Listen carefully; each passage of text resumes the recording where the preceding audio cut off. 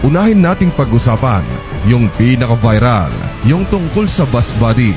Dito sa video ay makikita natin ang mga estudyante sa likod at ang driver na nagmamaneho ng walang ano-ano'y biglang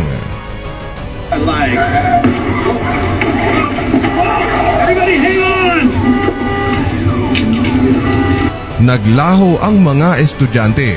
Tumilapo ng mga bag at animoy. May crash na nangyari. At nang tumingin ang driver sa rearview mirror ay laking gulat niya nang makitang biglang wala na nga ang mga bata. Kids! Kids!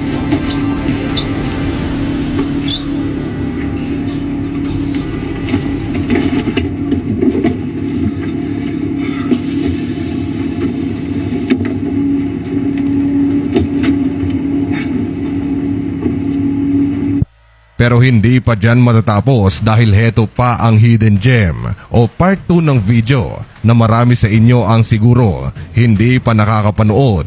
Pero ipapanood ko ito sa inyo, buddy. Now there's this crazy school bus driver. He's freaking out. He claims the kids on his bus just vanished. There he is. He's freaking out. Slow down. Okay. Slow down. Okay. I know you didn't get the action, you just told me that. Okay, the kids are gone. They're gone. I don't know where they went. How many kids total? 45. May pulis na rin na involve at tila takang-taka yung driver sa mga nangyari. 50 kids, he says, vanished. Sunod ay ang video na ito. Pulis ulit ang involved at ang siste ay may taong nag-overspeeding. Nilapitan ito ng pulis. Hey, how's it I going? was speeding, wasn't I? Yeah, you completely blew past that stop sign in front of me. I did. I'm so sorry. I Okay, literally didn't even see it. All right, no This is my worries. first time being pulled over. All right, can I see your driver's license registration, please? Yeah. It's not a big deal. Here's my license, but this is my mom's car. So Where are you headed to where you're speeding and missing stop signs? I was just headed to a friend's house. It's like literally right there. It's Okay. a birthday party. So Got it. not mine, but Any drugs or alcohol in the vehicle? no, of course not. At nang akmang babalik na sana sa mobil ay Registration is What the? Sarah? 3201 to dispatch. I have a miss. heto pa ang isa kung saan habang masayang dinuduyan ng isang ina ang kanyang anak ay Charlotte? Charlotte? Where did she go? Where is she? Charlotte? heto buddy, talagang nakakakilabot. Sa loob naman ng simbahan ng Kuha. Sa video ay makikita nating live ito na nangyayari at ibinobroadcast sa mga netizen at nang habang nasa gitna ng misa ay walang ano-ano'y.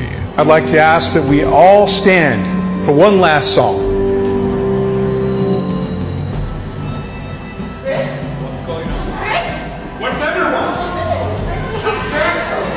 Sunod ay heto naman buddy, multi-angle capture sa loob ng restaurant at habang kumakain ang marami ay walang ano-ano'y.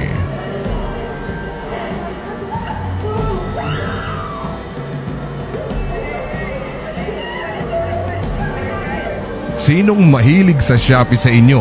Ito buddy, isang delivery man naman.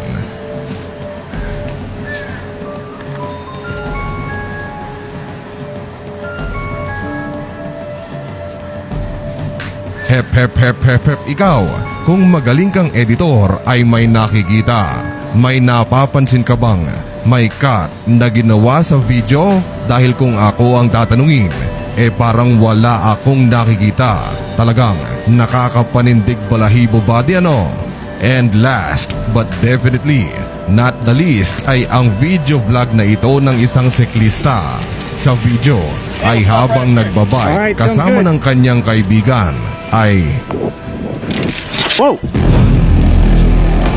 Jeremy?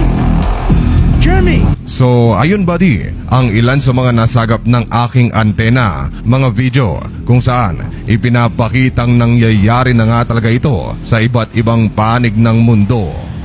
Marami ang mga haka-hakang bumabalot sa mga videong ito Ang iba ay sinasabing alien abduction ito, tipong considering yung mga nangyari nitong nagdaang mga buwan ay tuluyan na nga talaga tayong pinasok ng mga alien at nilulusob sa pamamagitan ng abduction. Yung mga tao daw ay kinukuha ng mga alien upang pag-eksperimentuhan at i-reverse engineer yung ating mga DNA. Isa lang yan sa mga teorya at ang isa naman ay ang lahat ng nangyayaring ito ay dahil sa kung tawagin natin ay rapture. Basically buddy, ay ang salitang ito ay mababasa sa Biblia kung saan there comes a time dito sa mundo natin na sa ikalawang pagbabalik ng Panginoon ay kukunin. Dadalhin niya ang mga taong sumasampalataya sa Kanya. Lahat ng mga miyembro ng kung anong simbahan, especially Christians, upang dalhin doon at isama niya sa langit. And I quote, mga taga Tesalonica, Kapitulo 4, versikulo 16 hanggang 17. Sa araw na iyon, kasabay ng malakas na utos ng tinig ng arkanghel at ng tunog ng trumpeta ng Diyos, bababa ang Panginoon mula sa langit. Ang mga namatay na sumasampalataya kay Kristo ay bubuhayin muna. Pagkatapos tayo namang mga buhay pa at natitira ay titipunin sa alapaap kasama ng mga binuhay upang salubungin ng Panginoon sa himpapawid. Sa gayon, makakapiling natin siya magpakailanman. So, didiretsuhin ko na kayo buddy na sa aking matagal na pagsasaliksik tungkol dito sa ating istorya ay mantakin mong nahanap ko ang mismong promotor ng mga videong ito. Ang mastermind body ng lahat, unang napansin ko ay tila lahat ng mga vanishing people video na ito ay pawang mga Amerikano. Kaya naman pala dahil ang pinaka-source ng lahat ay ang website na ito, www.davidjeremiah.org. Ang founder ng site na ito ay si David Jeremiah. Siya rin ang founder ng isang sekta na kung tawagin ay Turning Point of God. Ngayon, konting navigate ng website dito, kaunting click doon, scroll up ng kaunti at scroll down ng kaunti at sa ilalim ay makikita natin ang libro na kung tawagin ay The Great Disappearance. May halaga itong 40 to 75 to $1 million donation body kung paldong-paldo ka at pag kinlik mo ang link sa gilid nito ay barabing baraboom. Bingo! Ito lang naman ang tila video collection ng mga videong ipinakita ko kung saan ipinapakita naman nila kung ano ang posibleng itsura ng mundo kung magkakaroon ng rapture ngayong modernong panahon.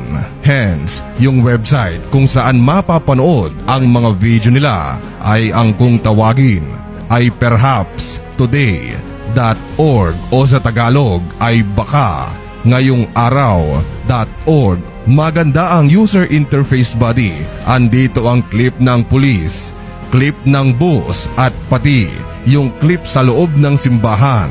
So, there it is buddy. The answer is in your hands na ang lahat ng ito ay isang napakabaho, umaalingasaw, isang panis na luncheon meat. Hindi ko naman sinasabi na hindi totoo ang rapture. Pero sa storya natin ngayon, lalo na may perang donation ang involved para makapunta sa langit, ay it's a red flag for me. At oo nga pala buddy, 2023 na, alam ko na matalino na kayo. At kung nasa ang sekta ka ngayon, I highly 100% respect that.